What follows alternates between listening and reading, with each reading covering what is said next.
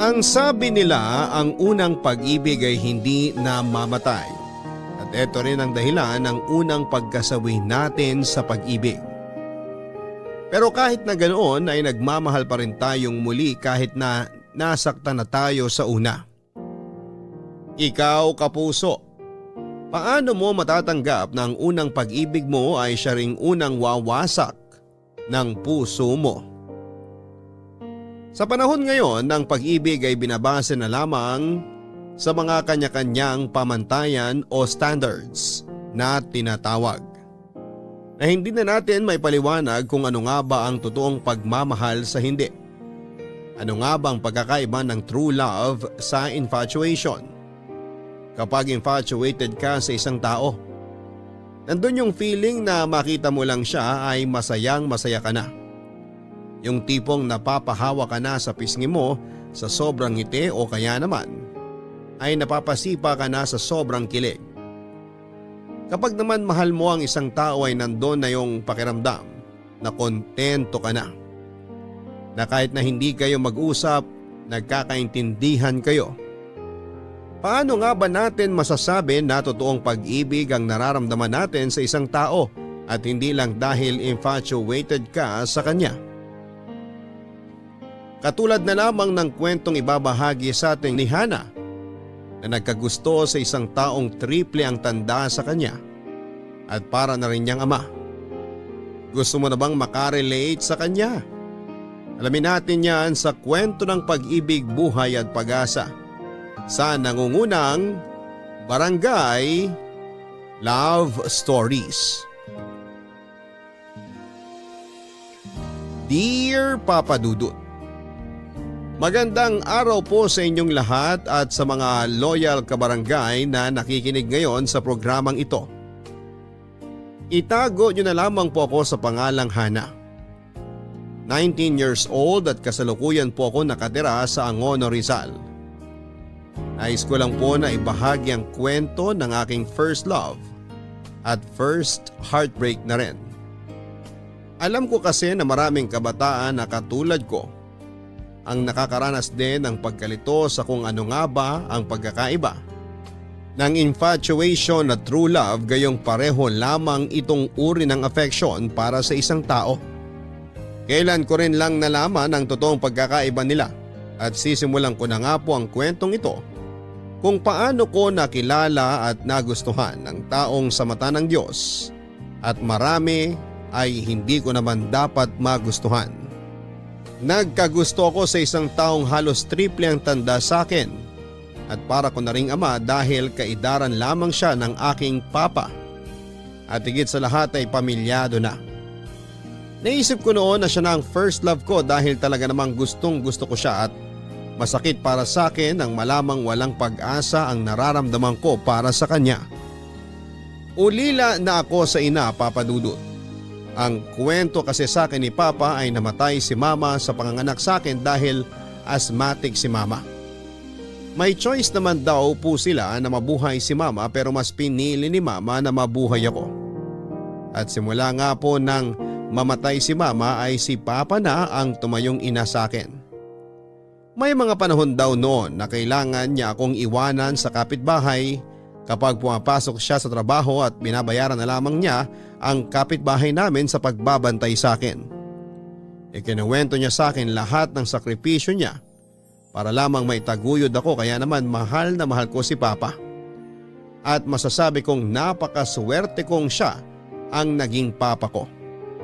Pero habang lumalaki nga ako ay mas lumalaki rin ang gastos, kaya kinakailangan ni Papa na maghanap ng trabaho na mas mataas ang pasahod. At hindi nga nagtagal ay na-promote siya sa trabaho bilang sekretary sa isang food factory. At dahil nga po sa pagkakapromote ni Papa sa trabaho ay unti-unti nang nabawasan ang oras niya para sa akin. Hindi na kami makapag-bonding kagaya ng dati dahil halos gabi na siya kung umuwi. Pero bilang mabuting anak ay iniintindi ko si Papa. At lagi kong iniisip na para naman sa amin ang ginagawa niya at mag-focus na lamang ako sa pag-aaral ko. Ang kapitbahay namin ang nagsilbing tagapag-alaga ko at kumuha naman noon si Papa ng service ko para may maghahatid sundo sa akin sa school. Kinagigiliwan ako ng lahat noon sa school dahil bukod sa mabait daw ako ay matalino raw akong bata. Noong pumang elementary ako ay sikat na ako sa school namin dahil sa maganda raw ako at matalino. Lagi nga akong kinukuhang muse at sinasali sa mga quiz bee. Hanggang sa makatungtong na nga po ako ng grade 11, Papa Dudut. At dahil bawal pa ang face-to-face classes noon, ay online learning ang sistema namin. Nagkikita-kita lamang kami ng mga kaklase ko sa online meeting namin at masasabi kong halos lahat ng mga lalaki kong kaklase ay nagpapapansin sa akin. Lagi silang nagchat-chat sa akin kahit na hindi ko naman sila nire-replyan. Wala kasi akong oras para sa kanila at mas lalong wala akong balak na paunlakan ang mga pagpapapansin nila sa akin. Minsan nga ay hiniling ko na lamang na sana ay hindi na ako pinanganak na maganda para hindi ako ginugulo ng mga lalaki kong kaklase. Isa pa ay wala akong type kahit na isa man sa kanila. Ang mga tipo ko kasing lalaki ay mas matanda o mas matured kesa sa akin. Kasi gusto ko ay binibaby ako. Halos na bored na nga ako sa atensyon na nakukuha ko, not until nakilala ko ang bagong katrabaho ni Papa na isinama niya sa amin noong birthday niya.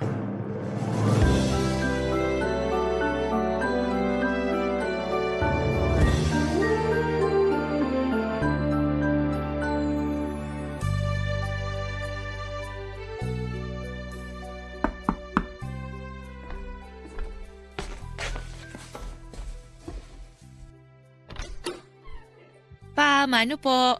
God bless you, nak. Kumain ka na ba? Hindi pa po, hinihintay ko po kayo eh. Happy birthday, Papa! Salamat, anak. O siya, maghain ka na para sa 3. May kasama ako. Inaayos pa yung pagpaparadaan ng motor niya. Okay po.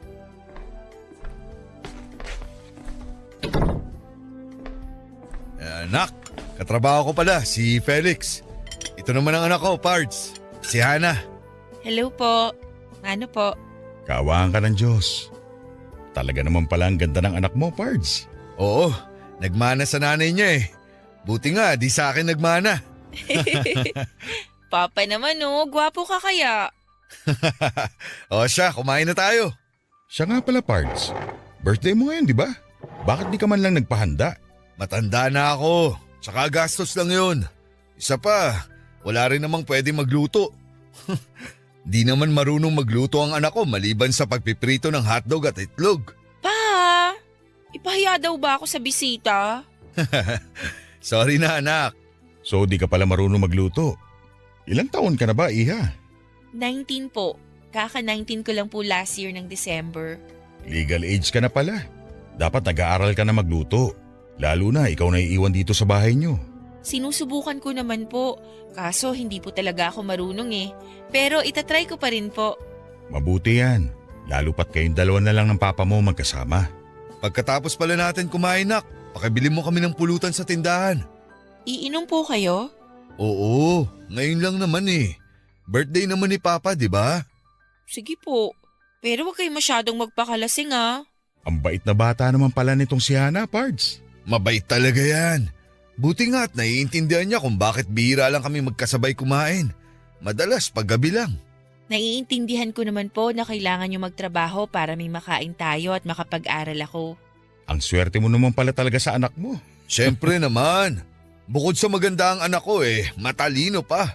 Kaya nga proud na proud ako dyan eh. Pa naman, masyado kayong bilib sa akin. Abay natural. Anak kita eh.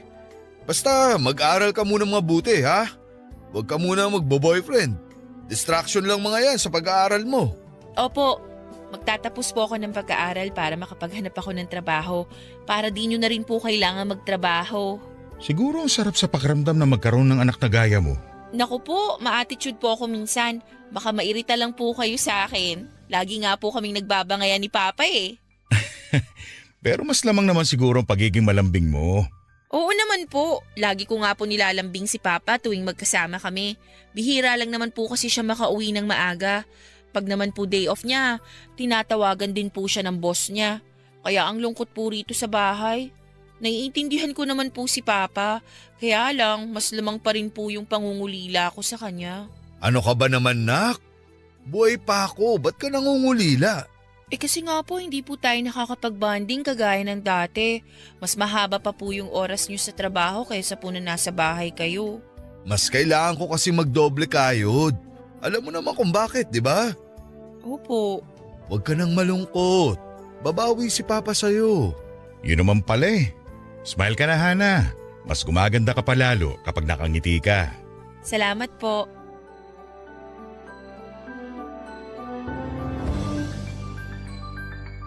Papadudot nung makita ko si Tito Felix ay parang nakaramdam ako ng kakaiba. Pakiramdam ko noon ay crush ko na siya. Sa kabila kasi ng edad niya ay gwapo pa rin siya at matikas ang tindig. Papasa na nga siguro siyang artista. Maputi kasi siya at matangkad, matangos pa ang ilong at malinis sa katawan. Ang mga kagaya niya talaga ang mga tipo ko. Pero hindi naman kami pwede dahil masyadong malayo ang agwat ng edad namin. Halos kaidaran siya ni Papa kaya parang ama ko lang din siya. Nasisiguro ko rin na magagalit si Papa kapag nalaman niyang ang gusto kong lalaki ay yung halos parang ama ko na. Gusto kong ipagsawalang bahala na lamang ang nararamdaman ko para kay Tito Felix. Pero noong ko lang kasi naramdaman ang ganong klase ng pagkagusto. Kaya nagkasya na lamang ako sa lihim kong nararamdaman para sa kanya. Matapos nga naming maghapunan ay inutusan akong bumili ni Papa ng pulutan sa tindahan. Sinabihan din ako ni Papa na matulog na ako kaya iniwanan ko na sila sa sala habang nagiinom. Alam kong masamang makinig sa usapan ng mga matatanda pero hindi ko maiwasan na ma-curious kung ano ang pinag-uusapan nila. Kaya naman lihim akong nakinig sa pinag-uusapan nila. Doon ko na nga rin nalaman na pamilyadong tao na si Tito Felix. Kaya mas lalong hindi talaga kami pupwede. Hindi naman ako nagulat dahil inaasahan ko na yon. Kaya lang ay hindi ko maiwasang manghinayang. Naisip ko kasi na kung wala ba siyang sabit ay baka sakaling pwede na kami. Nag-usap pa sila ng matagal tungkol sa mga kung ano-anong bagay at mga 10:00 na nang narinig kong nagpaalam na si Tito Felix kay Papa na kailangan na niyang umuwi dahil naghihintay na sa kanya ang asawa niya. Matapos ang birthday ni Papa ay nakagawian na ni Tito Felix ang pumunta sa bahay namin tuwing Sabado at pagkatapos ay magiinuman sila ni Papa. Habang ako naman ay sinasamantala ang mga pagkakataong yon para masilayan ko man lang si Tito Felix. Masaya na kasi ako kapag nakikita ko siya. Hindi ko alam na mga oras na yon kung ano ba talaga ang nararamdaman ko para sa kanya. Pero para sa akin ay mahal ko na siya, Papa Dudut. Ang sabi kasi ng mga classmate kong babae ay sign na daw yon na mahal mo ang isang tao pero naiisip ko na masyadong mabilis kung sasabihin kong mahal ko na si Tito Felix. Hindi ko talaga alam kung paano ipapaliwanag ang nararamdaman ko dahil yon ang unang beses na nakaramdam ako ng ganon. Naisip ko nga na baka nagustuhan ko lang siya dahil pasok siya sa standard na gusto ko. Pero naisip ko rin na kung ano man ang nararamdaman ko para kay Tito Felix ay hahayaan ko na lamang at susunod na lamang ako sa agos kung saan ako dalhin ng nararamdaman ko para sa kanya. At Sabado nga ng gabi ay umuwi ulit si Papa kasama si Tito Felix gaya ng inaasahan ko. Mano po, Pa? God bless you, nak. Mano rin po, Tito Felix. God bless you, Iha. O eto, pasalubong ko para sa'yo. Para sa akin po? Oo, ikaw agad ang naalala ko nang nakita ko yan. Wow, strawberry donuts! Thank you po, Tito! Payakap po! Oh, Iha. Ana, Ay, sorry po sa pagkayakap ko sa inyo, Tito. Sobrang natutuwa lang po kasi ako, pinasilubungan niyo po ako. Favorite ko po kasi yung mga to. Ayos lang. Nabanggit nga sa akin ng papa mo na paborito mo yan. Kaya binili ko yan para sa'yo. Maraming salamat po ulit. pasuyo nga ako ng pitsyal at baso, nak. Sige po, wait lang.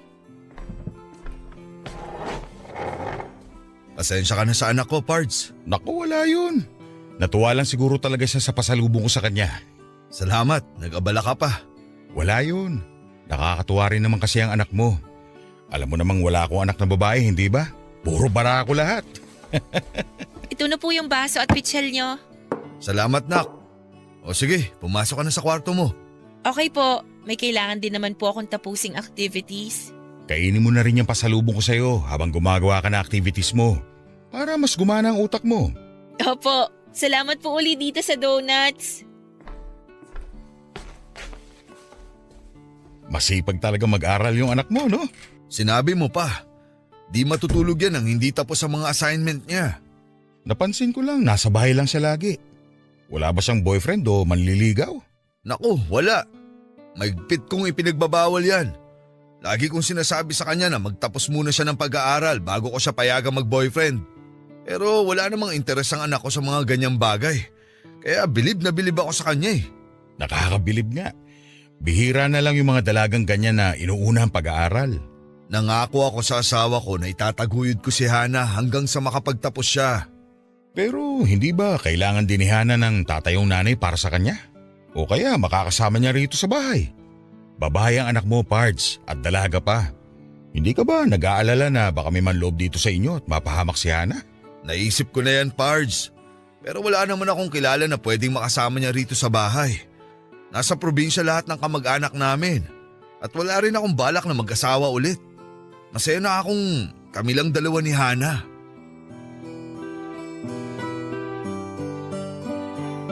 Papa Dudut, matapos sabihin niyo ni Papa ay nagpa siya na akong tapusin ang mga activities ko. Hindi ko na rin tinuloy ang pakikinig ko sa usapan nila dahil wala rin naman akong makuhang ibang impormasyon tungkol kay Tito Felix. Gusto ko sanang malaman ang mga hilig o paborito niya, pero palaging tungkol naman kay Papa o kaya ay tungkol sa akin ang pinag-uusapan nila. Gusto ko sanang malaman ang lahat ng gusto niya para alam ko kung anong paraan para mapansin niya ako. Alam kong mali ang ginagawa ko dahil pamilyado siyang tao, pero atensyon niya lang naman ang kailangan ko. At lumipas nga mga linggo ay naging gawin na ni Tito Felix na kada pumupunta siya sa bahay namin ay may dala siyang pasalubong. Kaya naman mas nahuhulog ang loob ko para sa kanya. Pakiramdam ko kasi espesyal na ang turing sa akin ni Tito Felix. Bukod sa mga pasalubong ay maalaga din siya sa akin. Sa tuwing maghahapunan siya sa amin ay kukumustahin niya ang pag-aaral ko at aalokin pa ako na kumain ako ng mas marami para maging malusog daw ako at ako naman ay natutuwa sa atensyon na ibinibigay niya sa akin. Mas ginaganahan pa akong mag-aral dahil si Tito Felix ang naging inspirasyon ko. Nag-aral din akong magluto para kung sakali man na may espesyal na okasyon ay may pagluto ko siya ng paborito niyang pagkain. Halos tuwing Sabado nga ay talaga namang excited ako dahil pagkakataon ko yon para makita siya. Gusto ko lang din naman na matuwa siya sa akin pero wala akong balak na sirain ang pamilya niya. Pakiramdam ko lang ay gusto kong kilalanin niya ako pero hindi ko alam kung bilang ano nga ba. Kontento lang ako na nakikita ko siya at nakakausap. Sapat na sa akin yon. Pero habang tumatagal nga ay mas lumalalim ang kagustuhan kong mapalapit sa kanya. Papadudot doon na nga po nabuo ang desisyon ko na aminin kay Tito Felix ang tungkol sa nararamdaman ko para sa kanya. Pinaliwala ko na rin ang isipin na pagagalitan ako ni Papa kapag nalaman niyang nagkagusto ako sa katrabaho niya. Ang tanging mahalaga lang sa akin ang mga oras na yon ay ang maipagtapat kay Tito Felix ang nararamdaman ko. Saka ko na lamang iisipin ang magiging consequences ng pagtatapat ko dahil hindi ko na rin naman kayang itago ang nararamdaman ko. Pakiramdam ko kasi niloloko ko lamang ang sarili ko na kontento na ako sa kung ano ang koneksyon na meron kami ni Tito Felix. Sabado ng gabi ay nandun ulit sa amin si Tito Felix. Doon ay nagkaroon ako ng pagkakataon na makausap siya at aminin na ang matagal ko nang tinatagong pagtingin para sa kanya. Mano po pa? Mano rin po tito? Kumusta pong trabaho? Ayos lang naman. Parang kanina mo pa kami hinihintay ng papa mo ah. Opo, nakapaghain na nga po ako ng hapunan. Kakain na lang po kayo. Parang kinakarir mo na ang pag-aasikaso sa amin, nak ah. Eh sabi nyo nga dalaga na ako, di ba? Na dapat matutunan ko na yung mga dapat kong gawin. Di naman kita minamadali, anak. Basta mag-focus ka lang sa pag-aaral mo, okay? Okay po. Tara, kain na po tayo. Mabuti pa nga at gutom na rin kami ng tito mo kanina pa.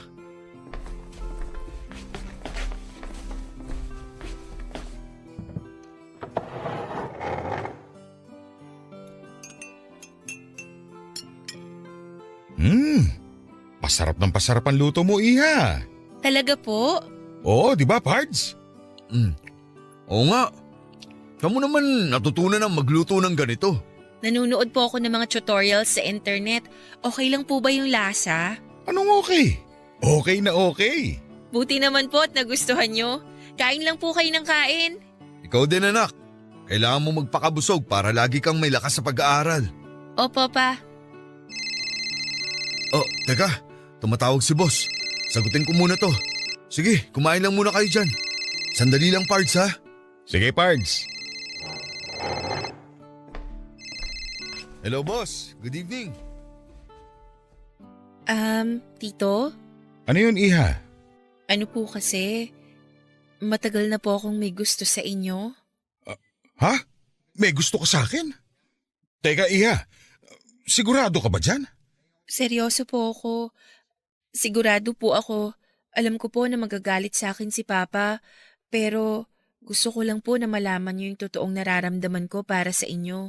Iha, parang nakitang anak. Hindi po ako naniniwala na yan ang nararamdaman niyo para sa akin. Ang bait-bait niyo po sa akin. Tapos lagi niyo po akong dinadalhan ng mga pasalubong. Ano pong ibig sabihin nun? Imposible po na dahil lang sa anak ang turing niyo sa akin, kaya niyo po ginagawa ang mga yon. Ayaw niyo po ba sa akin? Maganda naman po ako at matalino at marunong na rin po ako magluto. Pasensya na, Iha, ha? Pero anak lang talaga ang turing ko sa'yo. Isa pa, pamilyadong tao na ako. Hindi ko alam na bibigyan mo pala ng ibang kahulugan ng pagiging mabait ko sa'yo. Ginawa ko ang mga bagay na yun kasi sabik ako sa anak na babae.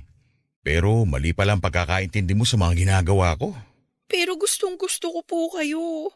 Simula pa po nung unang nagpunta kayo rito. Alam ko po sa sarili ko na may nararamdaman po ako para sa inyo. Ay, Iha, kung ano man yung nararamdaman mo, nasisiguro ko na diyan dahil sa gusto mo ko bilang isang lalaki. Kung hindi, ano pong ibig sabihin ng nararamdaman ko para sa inyo? Feelings ko po to. Kaya kung meron mang nakakaalam ng nararamdaman ko, yun ay walang iba kundi ako. Gusto ko po kayo matagal na. Hana! Malandi ka! Teka, Pards, huminahon ka. Huwag mo saktan yung bata. Ang tagal ko nang napapansin ang pagiging close nyo sa isa't isa. Pero di ko lang pinapansin dahil baka masyado lang ako nag-iisip. Pero yung pala, tama ang hinala ko. At ikaw naman, Hana, nauubusan ka na ba ng lalaki kaya pati katrabaho ko pinapatos mo na? George, hindi na maganda yung lumalabas sa bunganga mo. Anak mo yung kausap mo at di ibang tao lang. Bakit? Huwag mong sabihin pinagtatakpan mo ang anak ko dahil gusto mong gawing kabit si Hana! Ang dumi ng pag-iisip mo. Parang anak ko lang si Hana. At kahit kailan, hindi ko naisip na humigit pa kami ron. Huwag mo nga akong inuuto. Lagi mo nga ang binibigyan ng kung ano-ano yung anak ko, di ba? Bakit? Para makuha mo ang loob niya? O ngayon nakuha mo na, anong gagawin mo? Gagawin mo na siyang kabit? Di ko alam na demonyo ka palang baboy ka! Walang iya! Hayop ka! Ito! Ang kapal na mukha mo! Wala kang kwentang tao! Umuwi na po kayo, Tito Felix. Ako na pong bahala sa papa ko. Hindi kita pwedeng iwan na ganyan ang lagay ng papa mo. Baka saktan ka lang niya ulit. Ayos lang po ako. May kasalanan po ako. Narinig mo ang anak ko! Umuwi ka na! At wag mo nang ipapakita sa akin yung pagmumukha mong hayop ka! Tama na! Bitiwan mo ako, Hana! Tito, umalis na po kayo! Sorry po! Kalimutan niyo na lang yung mga sinabi ko!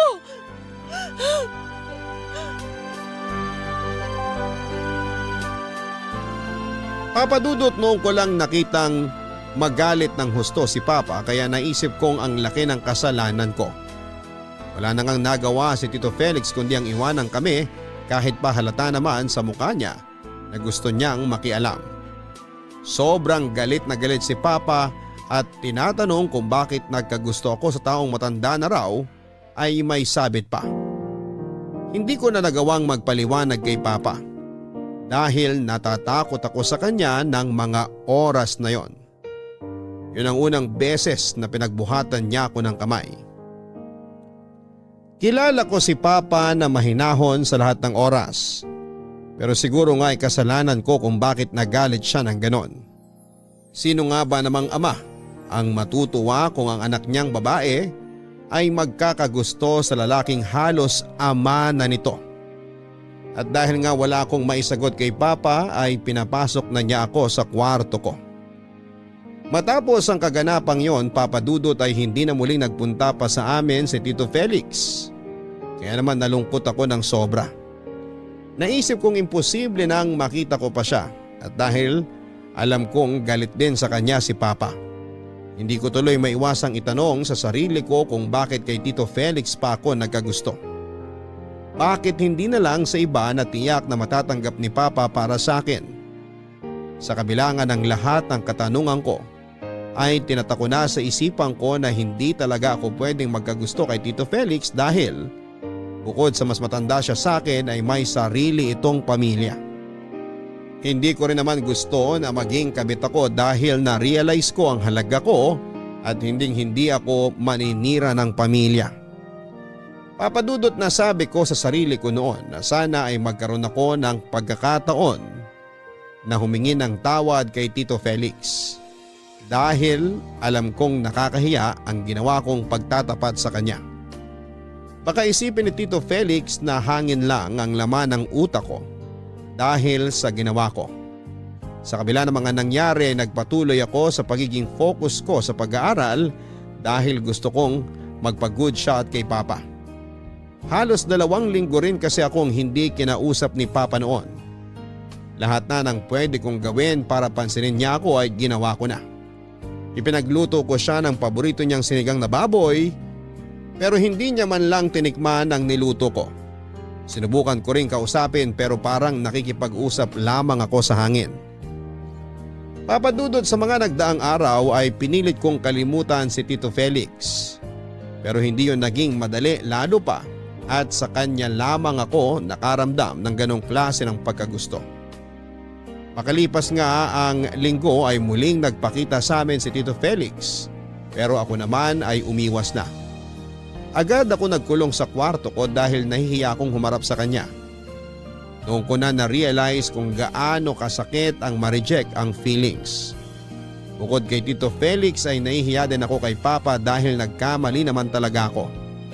Pero hindi ko kaya ang silent treatment sa akin ni Papa. Mas gugustuhin kong pagalitan na lamang niya ako kesa sa hindi niya ako kinakausap. At sa muli nga na pagpapakita sa amin ni Tito Felix ay himalang hindi siya pinagtabuyan ni Papa. Pinagbigyan pa nga siya ni Papa nung makiusap siyang mag-usap kaming tatlo para maayos na ang hindi pagkakaunawaan sa pagitan naming tatlo. Salamat sa pagpayag na magkausap tayo, Pards, ha? Kamusta na si Ana? Nagkausap na ba kayo ng maayos? Hindi pa. Ay, di ko kasi alam kung paano ko siya kakausapin eh. Oo, inaamin ko, nagalit ako sa kanya dahil nagkagusto siya sa'yo. Pero mas galit ako sa sarili ko dahil sa masasakit na salitang nasabi ko sa kanya. Pakiramdam ko, nabastos ko ang pagkatao ng anak ko eh. Nagpadalos-dalos ako sa mga salita ko. Di ko naisip na ipaliwanag sa kanya ng maayos ang dapat. Pati nga ikaw, napagbintangan ko pa. Wala sa akin yun, Pards. Tatay din ako. Pero dapat kang humingi ng tawad kay Hana. Huwag mo hayaang lumayo ang loob sa'yo ng anak mo. Mabait na bata si Hana. At nasisiguro kung hindi mangyayari sa kanya lahat ng naiisip mo. Siguro nalilito lang siya sa nararamdaman niya ngayon. Pero sigurado kung hindi talaga ganun kalalim ang nararamdaman niya para sa akin. Sabihin na natin baka sa akin niya nakita yung mga bagay na hindi mo nagagawa para sa kanya. Laging mag-isa rito sa bahay si Hana. Kaya hindi malabong masabik siya sa kalinga ng isang ama. Ang ibig mo bang sabihin, parang tatay lang ang tingin niya sa'yo? Oo, kaya tawagin mo na si Hana para maipaliwanag din natin ng maayos sa kanya. Nasa stage pa lang si Hana kung saan tinutuklas niya ang ibang bagay. Ang dapat mo lang gawin ay gabayan siya. Sige Pards, puntahan ko lang siya sa kwarto niya sandali.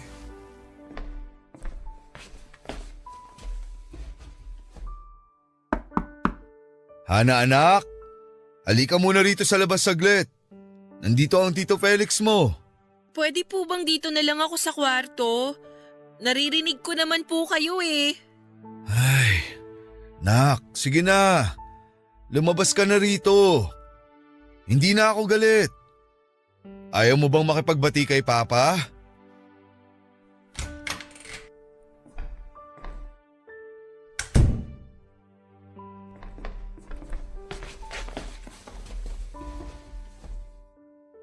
Salamat anak at naisipan mong kausapin kami ng Tito Felix mo. Kumusta ka na, Iha? Ayos lang naman po. Hindi ka ba magmamano sa akin? Dati-rati lagi ka nagmamano sa akin pag dumarating ako ah. Mano po? Nandito ako ngayon para sana makapag-usap tayong tatlo ng maayos at para maitama na rin natin yung gulong nangyari. Sorry po, Tito. Sorry po sa nagawa ko. Hiyang-hiya po ako sa inyo dahil sa nangyari.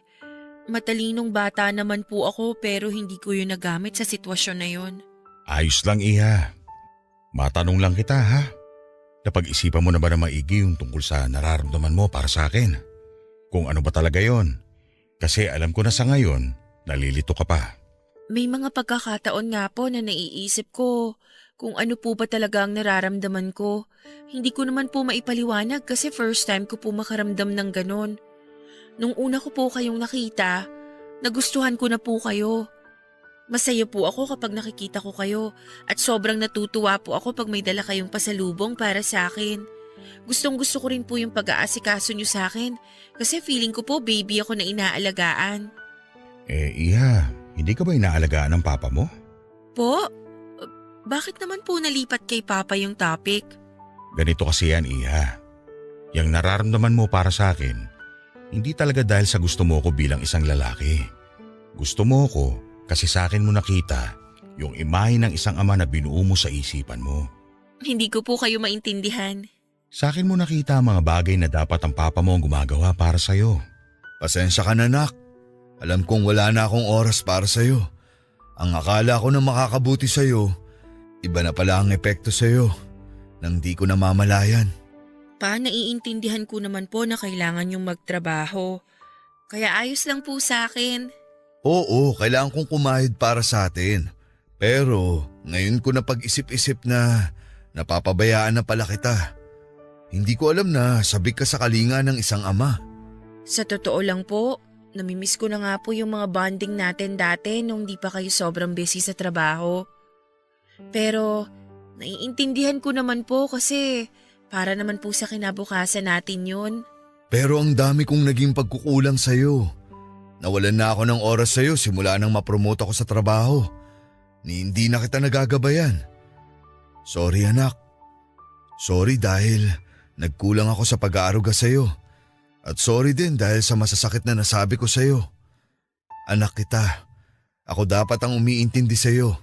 Ako rin dapat ang nagpapaliwanag ng mga hindi mo maintindihan. Wala na po sa akin yun pa. Alam ko naman po na nagkamali ako. Natural lang po na magalit kayo sa akin. Kaya ako po ang dapat na mag-sorry. Hindi anak. Kahit anong galit ko, hindi ko dapat sinabi sa iyo ang mga bagay na yun. Dahil dun pakiramdam ko wala talaga akong kwentang ama. Pa, wag niyo pong sabihin yan. Nagpapasalamat po ako na kayo ang naging tatay ko. Opo, minsan hinihiling ko na bigyan niyo ako ng sapat na oras. Pero ano pong magagawa ko? Habang nagpapakahirap kayo sa pagtatrabaho, kailangan ko po gawin ang part ko para makatulong sa inyo. Siguro nga po, fatherly love lang po talaga ang nararamdaman ko para kay Tito Felix. Ngayon, malinaw na ba ang lahat? Naiintindihan ko na po. Sorry po ulit kung nagulo ko kayo. Nag-away patuloy kayo ni Papa dahil sa katangahan ko. Iha, lahat naman tayo nagkakamali. Ang importante, inamin mo yung pagkakamaling yon at natuto ka. Pwede mo pa rin naman akong ituring na tatay mo kung gusto mo. Talaga po? Oo naman. Ang tagal ko na kayang gusto magkaroon ng anak na babae. Kaso nga lang, hindi kami pinapalad. Sa kakasubok namin, 3 lalaki ang nabuo namin. Baka pag sinubukan ulit namin, lalaki na naman ang kalalabasan. Ang saya ko po, 2 na ang papa ko. Parang gusto ko nang magtampo niyan, nak ah. Akala ko ba ako lang ang favorite mo? Favorite ko nga po kayo. Pero sa ngayon po, lamang si Tito Felix. Gusto mo ba dalang kita lagi ng pasalubong? I-baby kita ulit? Hindi na po. Masaya na po ako na ligtas kayong umuuwi galing sa trabaho nyo. Sorry po ulit pa. Mahal na mahal ko po kayo. Mahal na mahal din kita, anak. Hayaan mo't babawi ang papa sa'yo. Hindi naman ako tutol kung may magugustuhan ka. Pero magtapos ka muna ng pag-aaral, ha? At pumili ka ng lalaking walang sabit. Opo. Siya nga pala, Iha. Yung bunso kong anak, kaidara mo lang din. Minsan, isasama ko siya rito para magkakilala kayo. Teka, Pards. Nirereto mo ba yung anak mo sa anak ko? Hindi naman sa nirereto. Pakiramdam ko lang magiging mabuti silang magkaibigan. Anong masasabi mo, nak? Sige po, wala pong problema sa akin.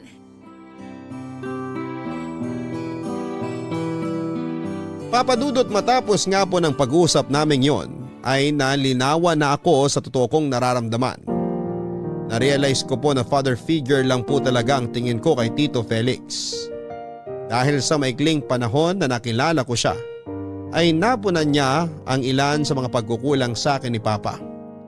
Pero hindi ko naman po sinisisi kay Papa ang pagkukulang niya sa akin kung bakit nagkaroon ng hindi pagkakaunawaan sa pagitan namin. Naisip ko pong kasalanan ko ang lahat kasi hindi ko naintindihan ang sarili kong feelings.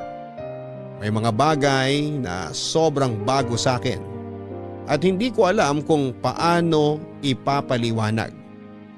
Kung nabubuhay lang sana si Mama noon, ay baka sakaling hindi ako malilito ng ganon dahil siya ang unang-unang magpapaliwanag sa akin ng mga bagay na hindi ko naiintindihan.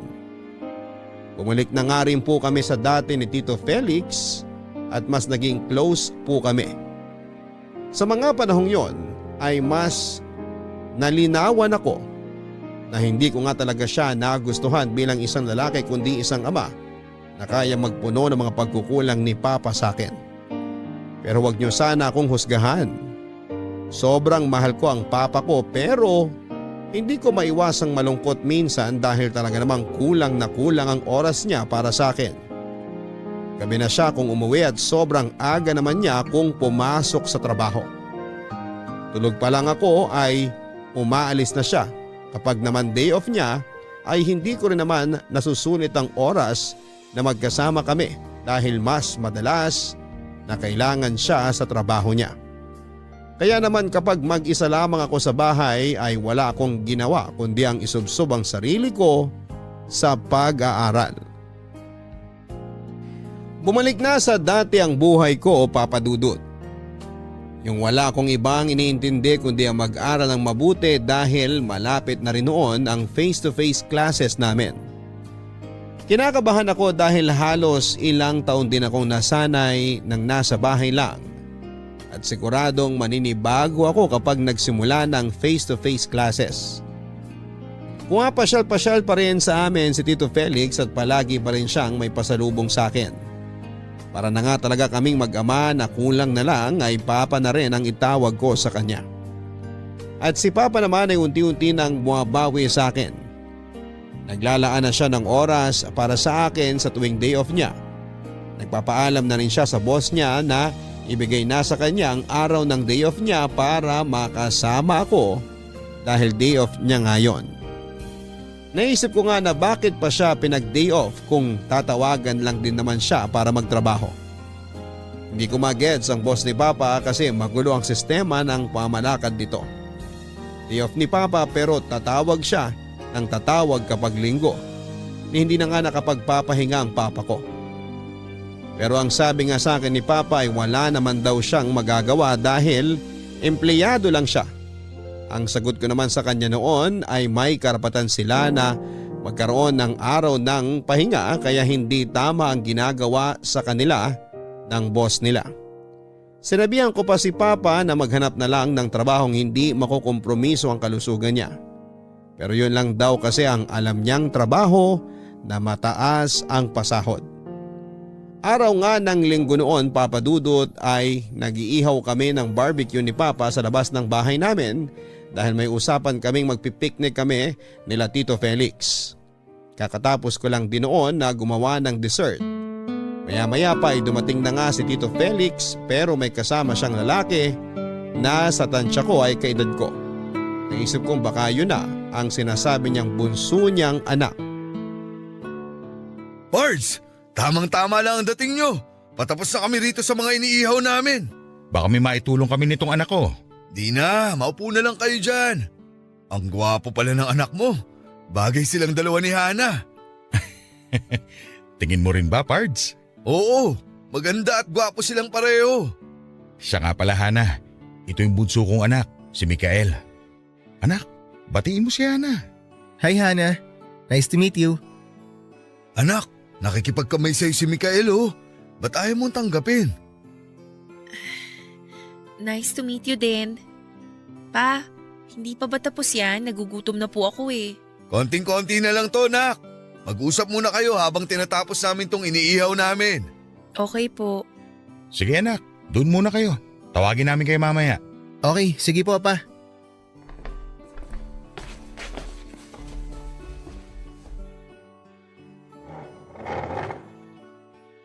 Upo ka.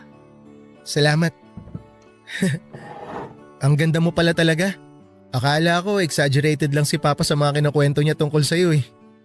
Ngayon nakita mo na ako ng personal. Exaggerated pa rin ba? Ha? Hindi. Maganda ka nga talaga. Naniniwala na ako kay Papa. Matagal ko nang alam na maganda ako. Hindi mo na kailangang ulit-ulitin. Bakit parang feeling ko may lihim kang galit sa akin? Feeling mo lang yun. Ba't naman ako magagalit sa'yo? Eh ngayon nga lang kita nakita eh.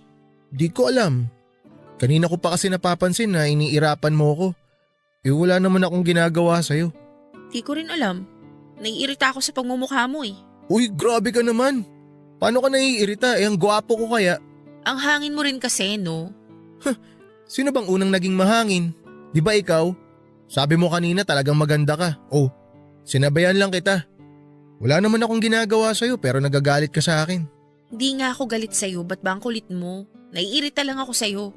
Hindi ko alam kung bakit. Baka naman nagsiselos ka sa akin. Ano? Bakit ako magsiselos? Wala akong dapat na pagselosan. Wala nga ba? Siguro naiinis ka sa akin kasi sinama ako ni Papa rito. Iniisip mo siguro na mahahati ang atensyon niya sa ating dalawa, no? Hindi ko alam kung saan mo nakukuha yung idea na yan. Wala akong dapat na ikaselos dahil anak ka ni Tito Felix. Pero nagfi-feeling ka lang namang anak niya eh. Kala mo ba hindi ko alam yung ginawa mo? Grabe, 19 ka na. Pero hindi mo pa rin alam ang pagkakaiba ng infatuation sa true love? Ha? Bakit? Ikaw? Alam mo ba yung kaibahan nun? Oo naman, alam ko. Magsasalita ba ako ng ganito kung hindi? Ang talino mo pa naman pero di mo alam yun? Ha, parang may mali. Ba't ka pa kasi sumama? Panira ka lang ng araw eh. Bakit kala mo gusto kong sumama? Hindi. Sinama lang ako ng papa ko kaya napilitan ako. Pwede ko naman sabihin kay papa ngayon na uuwi na lang ako. Total, ayaw mo naman ako nandito. Hoy, teka lang. Hindi ka naman mabiro. Sige, friends na tayo. Pa-friends ka pa dyan, umiirap ka naman. Mahipang ka naman sa manghangin dyan, sige ka. Friends na nga tayo, di ba? Matanong ko lang, talaga bang nagkagusto ka kay papa? Di naman totally nagkagusto. Parang nakita ko lang sa kanya yung pagkukulang sa akin ng papa ko. Mabuti naman kung ganun. Kasi kapag nalaman ng mama ko yan, di ka sasantuhin nun kahit bata ka pa. Oo na, nagsorry naman ako kay Tito Felix. So, friends na talaga tayo? Oo, friends. Yan, ganyan. Dapat lagi ka nakangiti. Mas maganda ka kapag nakasmile ka eh. Alam ko. Oy, in love na siya sa akin. Taas ng self-confidence ah. Pero, sorry. Di ako mahilig sa magaganda eh. Ayoko naman sa pangit. Lusyo!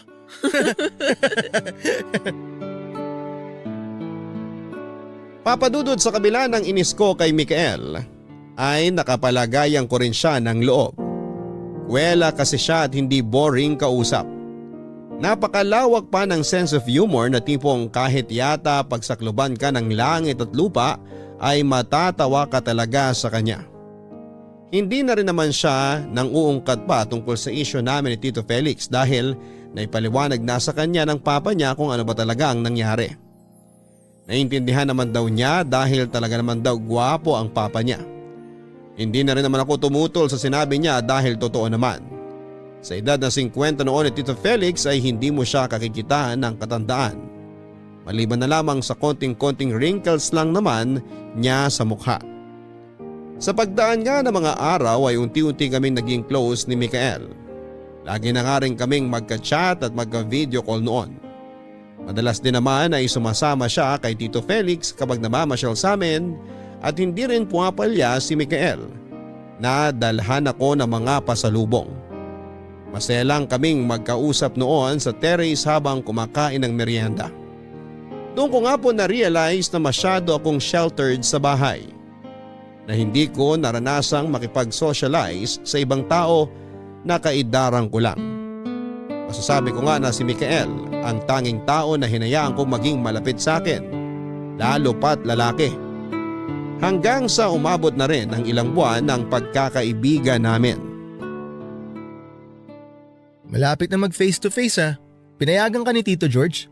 Kahit naman hindi siya pumayag, wala siyang magagawa kasi mandatory na ang face-to-face sa August 8. Mas gusto ko pa nga sana na mag-online class muna.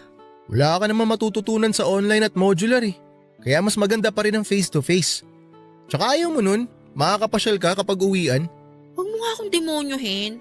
Mabait akong estudyante. Bahay-eskwela lang ako, no? Hindi naman masama na magsaya ka tsaka chumil. Alam mo grabe ka talaga sa akin. Nagsasuggest lang naman ako eh. Sa totoo lang, hindi ko talaga matandaan kung paano tayo naging magkaibigan. Joke ba yan? Tatawa na ba ako? Hindi, umiyak ka. Yung siya nga pala, Mix. Nabanggit sa akin ni Papa na nag-away si Tito Felix at saka ang mama mo. Dahil ba sa akin yun? Ba't mo naman naisip na ikaw ang dahilan?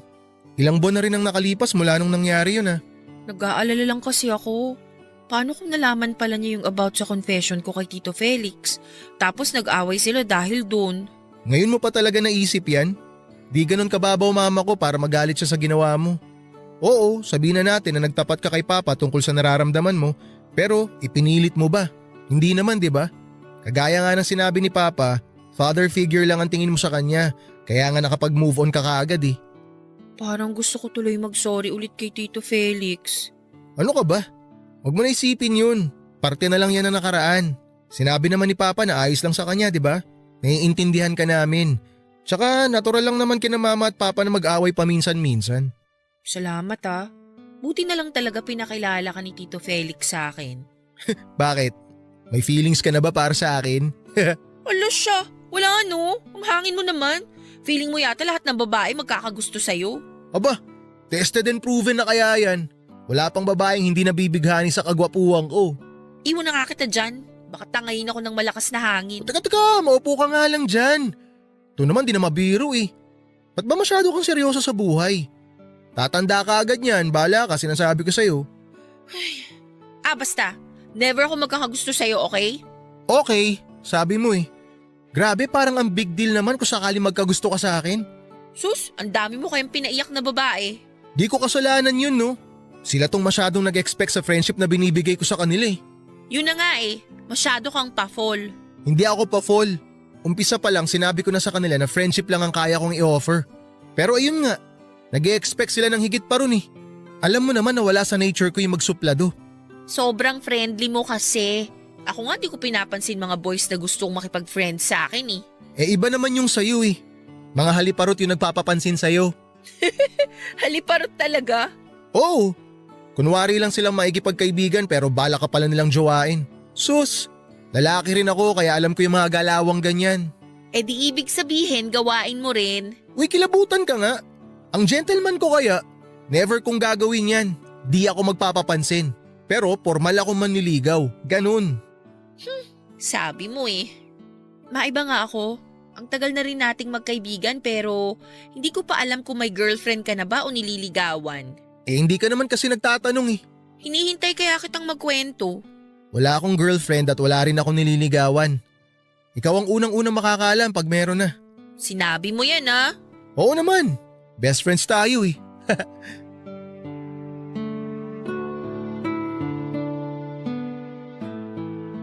Papadudot, gusto ko na sanang iwan si Mikael ng mga oras na yon. Baka kasi makahalata siya na may gusto ako sa kanya. Ayoko masira ang friendship namin na iniingatan ko at ramdam ko naman na wala siyang nararamdaman para sa akin. Hindi ko alam kung kailan ba ako nagsimulang makaramdam ng kakaiba para sa kanya. Ang alam ko lang ay masaya ako kapag kasama ko siya. Bumibilis ang tibok ng puso ko kapag nakikita ko siya. Yung kontento na ako na masilayan lang siya at masaya ako kapag nakikita ko siyang masaya. Ito na nga siguro ang masasabi kong true love. Alam ko at sigurado ako sa nararamdaman ko at alam ko rin na hindi yon masusuklian dahil maraming beses nang sinabi sa akin ni Mikael na parang kapatid lang ang tingin niya sa akin. Kontento naman ako doon dahil anuman ang maging relasyon namin ay mahalaga na sa akin. Papadudot, August 8 ay naipatupad na nga ang face-to-face classes sa amin. Bagamat naninibago ako sa paligid ko ay pinilit kong makisalamuha sa mga classmates ko. Pero hindi talaga maiiwasan na may mga taong hindi makasundo kaagad. Idagdag pa na nakaka-stress ang mga boy classmates ko na walang ginawa kundi ang magpapansin sa akin. Naisip ko nga na hindi lang naman ako ang maganda sa classroom namin pero bakit ako lang ang ginugulo nila? Kung ganun lang ay ayaw ko nang maging maganda. Akala ko kapag maganda ka ay masaya ka sa lahat ng oras pero hindi pala. May mga pagkakataon kasing hihilingin mo na lamang talaga na hindi ka pinanganak na maganda. Naging maayos naman ang daloy ng pagpasok ko sa school. Half day lang din naman ang klase namin. Pagkatapos ko sa school ay agad akong uuwi para makapaghanda ng hapunan namin para kapag umuwi si Papa ay may kakainin na siya. Pagkatapos naman naming mag-dinner ni Papa ay mag-aaral na ako at gagawin ang mga assignment ko bago ako matulog. Yan lang ang routine ko sa araw-araw. Sunday na lang talagang nagiging bonding namin ni Papa pero kasama namin sina Tito Felix at Mikael. Isang beses nga ay naitanong ko kay Mikael kung hindi ba nagtatanong ang mama niya kung bakit lagi silang umaalis kapag linggo. Ang sagot naman niya sa akin ay nagpapaalam daw sila na sa amin sila pupunta. Alam na rin naman daw ng mama niya ang tungkol sa akin at natawang halang daw ito imbes na magalit. Para naman akong nabunutan ng tinig sa dibdib dahil sa mga nalaman ko.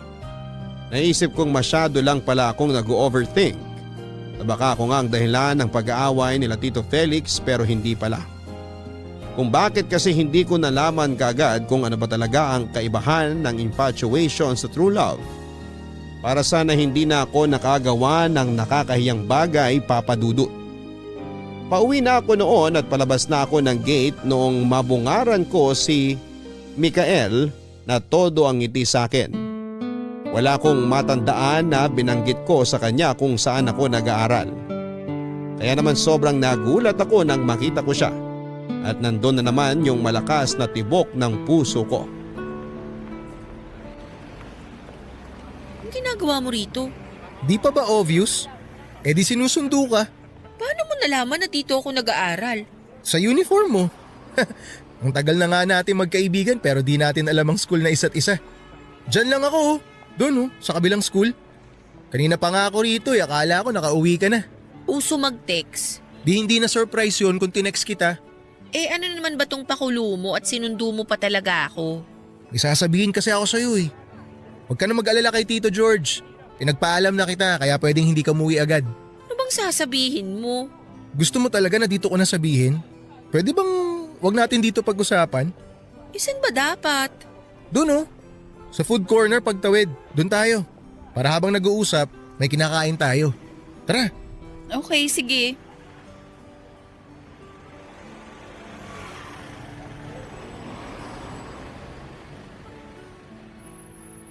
Di ba pwede doon na lang tayo sa bahay mag-usap? Ba't dinala mo pa ako rito? Oh, bakit? Ayaw mo ba dito? Libre ko naman eh, huwag kang mag-alala. Oh, pasok na. Ladies first. Sira.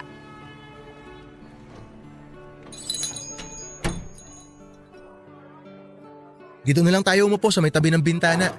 Ano bang gusto mong kainin? Kagaya na lang ng sayo. Okay, sige. Hintayin mo ako rito, order lang ako. Ay, ang haba ng pila. Ayos lang ba kung mamaya na ako umorder? Ayos lang. So ano nga yung sasabihin mo? Ganito kasi, may nililigawan ako sa school namin. Talaga? O anong problema? Congrats, may nililigawan ka na. Congrats agad. Nililigawan ko pa nga lang kaso di ko naman alam kung ano bang gusto ng mga babae. Ang ilap din kasi niya tapos may pagkasuplada pa. Di tumatalab sa kanya yung pagpapacharming ko.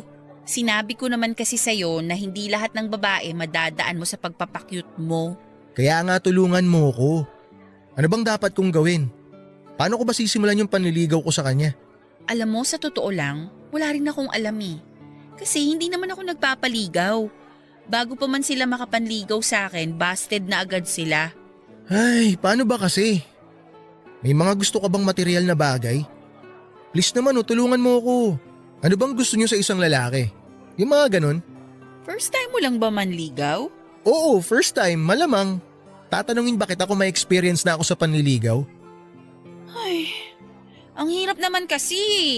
Yun nga, ano bang gusto niyo sa isang lalaki? Ewan ko sa kanila. Pero para sa akin, gusto ko yung lalaking alam kong masasandalan ko sa lahat ng oras na may problema ako. Yung lalaking kaya akong patawanin kahit na sobrang lungkot ko.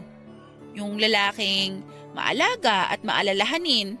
Meron naman ako ng mga yan Tingin mo ba magugustuhan niya ako kapag nakilala niya ako ng gusto? Syempre naman, di ka naman mahirap magustuhan eh. Nako, Hana, kung sinasabi mo lang yan dahil kaibigan mo ako, itigil mo na.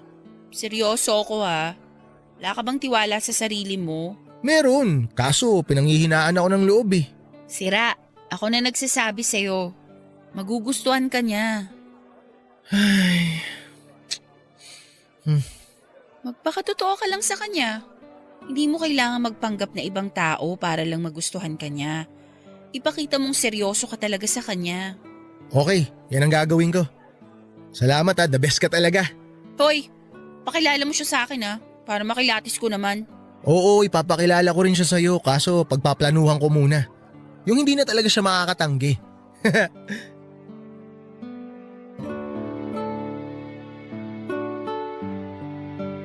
Papadudot habang nag-uusap kami ni Mikael ay parang dinudurog ang puso ko. Alam ko namang darating ang oras na magkakaroon siya ng liligawan at magkakaroon ng girlfriend. Pero masakit pa rin pala kapag nandyan na at nangyayari na. Halos hindi ko na nga nagalaw ang pagkain ko ng mga oras na yon dahil parang naging mapait ang panglasa ko. Nawala na ako ng ganang kumain pero hindi ko pinahalata kay Mikael dahil ayaw kong sirain ang mood niya. Mahal ko si Mikael at kung saan siya masaya ay pipilitin kong maging masaya para sa kanya. Hindi ako hahadlang sa kahit na anong bagay na makapagpapaligaya sa kanya. Yun na nga siguro ang papel niya sa buhay ko. Ang iparamdam sa akin ang tunay na kahulugan ng pag-ibig at ang pait ng pagkabigo. Matapos ang pag-usap namin ni Mikael tungkol sa nililigawan niya ay pinilit kong maging masaya. Pinilit kong tatagan ang sarili ko at sabihing ayos lang as long as masaya si Mikael. Katulad nga ng napagkasunduan na ipinakilala niya sa akin ang babaeng nililigawan niya. Hindi ako judgmental na tao pero masasabi kong plain and simple lang siya. Kung usapang ganda lang ay lamang ako pero wala akong magagawa dahil siya ang nagustuhan ni Mikael.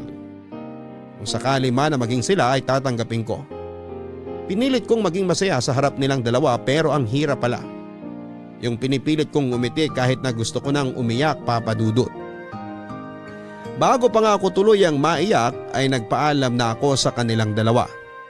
Nagdahilan na lamang ako na pinapauwi na ako ni Papa at iniwanan ko na lamang silang dalawa na masayang kumakain at nagtatawanan.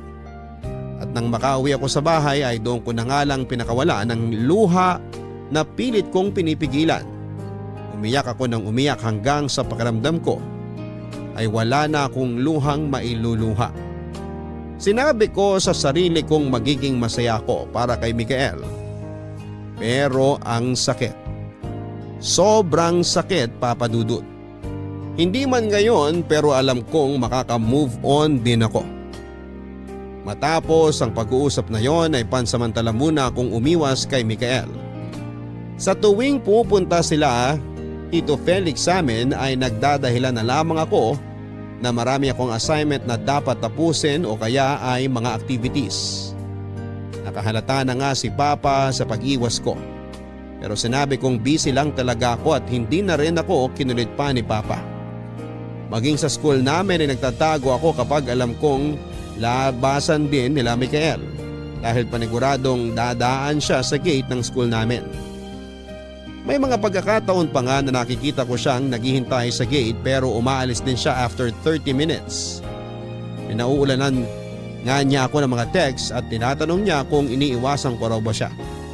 Sinasabi ko na lang na maraming ginagawa sa school kaya subsob ako sa pag-aaral at hindi naman siya nangungulit. Pero sinasabi niya lagi na nami-miss na niya ako at ang mga bonding namin. Sunday nga noon, Papa Dudut, at hindi na nagpunta sila Tito Felix pero nabigla ako nang makita ko si Papa na pinagbuksan si Mikael ng gate at may dalang chocolates at isang malaking teddy bear. O sige na, maiwan ko na kayong dalawa. Hana, mag-usap kayo ni Mikael. Pag-usapan yung problema nyo. Mag-best friend kayo, hindi ba? Opo, Pa. O siya, sige na. Dito muna ako. Mag-usap na kayo dyan.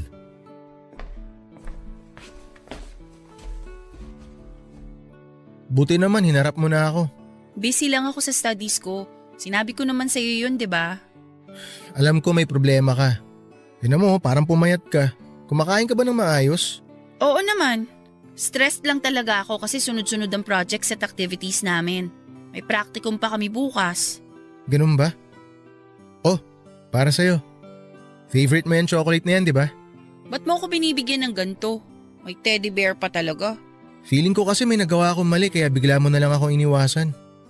Kung ano man yung nagawa ko, sorry. Hindi kasi ako sanay na nagkakaganyan ka eh. Hindi, Mix. Wala kang nagawang mali. Sorry kung kinailangan mo pang gawin to. Wala kang kasalanan sa akin. Kung ganun, bakit bigla-bigla ka na lang umiwas sa akin? Akala mo ba di ko napapansin? Iniiwasan mo ako. Sabihin mo nga sa akin kung anong problema. Huwag kang mag-alala, magiging okay din ako. Sa ngayon, kailangan ko munang lumayo sa'yo. Bakit nga? Sinasabi mo wala akong nagawang mali pero iniiwasan mo naman ako. Ano yun? Di kita maiintindihan kung hindi mo sasabihin sa akin kung ano ba yung problema. Nasasaktan ako, Mix. Ano? Nasasaktan ako pag nakikita kita. Sinabi ko sa sarili ko na magiging masaya ako para sa'yo. Pero masakit eh. Mahal kasi kita. Oh, kailan pa? Matagal na. Pero pinili kong manahimik kasi yun ang makakabuti para hindi masira yung pagkakaibigan natin. Sorry kung minahal kita. Hindi mo kailangan mag-sorry. Ako ang dapat mag-sorry kasi manhid ako. Hindi ko alam na nasasaktan na pala kita. Sorry talaga. Sana wag kang magbago sa akin. Pangako ko, hindi kita guguluhin. Kayo ni Aileen. Ayos lang ako. Magiging ayos din ako. Makaka-move on din ako. Paano naman ako magiging masaya kung alam kong nasasaktan ko ang best friend ko? Hana, alam mong mahalaga ka sa akin, di ba? Para na kitang kapatid. Huwag mo akong alalahanin. Kaya ko to. Sa ngayon, masakit pa. Pero, mawawala rin to. Pero Hana… Bubuksan ko na tong chocolate ha. Kainin ko na to. Hoy! Ba't nakatingin ka lang sa akin? Gusto mo ba? Hana, hindi mo kailangan magpanggap. Umiyak ka kung gusto mo. Ayokong pinipilit mo ang sarili mo nang umiti sa harap ko pero deep inside nasasaktan ka. Sige lang, umiyak ka.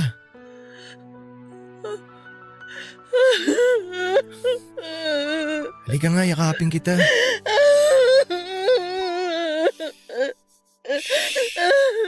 Sige, umiyak ka lang. Sorry kung nasaktan kita. Wala ka namang kasalanan. Kasalanan ko to kasi nahulog ako sa'yo. Kahit na malinaw na sa akin na kapatid lang ang tingin mo sa akin. May kasalanan din ako eh. Kung naging aware lang sana ako sa nararamdaman mo, di sana hindi tayo nagkaganito. Di sana hindi ka nagkakaganyan. Hindi ko alam na may ganyan ka palang pinagdadaanan. Humingi patuloy ako ng tulong sa'yo para ligawan si Aileen. Sorry talaga dun ha. Pasensya ka na, Hana. Ayos lang. Basta, kung saan ka masaya, masaya na ako. Huwag ka lang talaga niyang sasaktan. Akong makakalaban niya. Ikaw talaga, pinakaba mo ako. O paano yan? Bati na tayo? Hindi naman tayo nag-aaway ah. Hindi nga tayo magkaaway pero bigla ka namang nang ghost. Isip ako ng isip kung may kasalanan ba ako sa'yo. Tapos meron pala talaga. Sorry ulit, Hana ha. Kung pwede ko lang sanang suklian yung pagmamahal mo sa akin, ginawa ko na. Dati pa. Ano ka ba? No hard feelings. Tanggap ko na. Maging masaya ka na lang lagi. Pero syempre, huwag mo akong kakalimutan pag sinagot ka na niyan ha. Ikaw? Kakalimutan ko? Hinding-hindi mangyayari yun. Best friends tayo, di ba? Oo, best friends.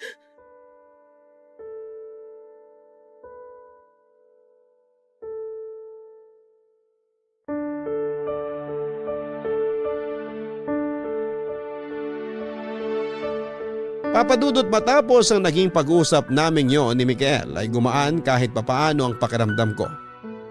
Tinanggap ko na rin na hanggang magkaibigan lang kami pero kahit na ganoon ay masaya na ako dahil may kaibigan akong kagaya niya. Hanggang ngayon ay best friend pa rin kami ni Mikael at sinagot na rin siya ni Aileen at nakilala ko na rin siya ng husto.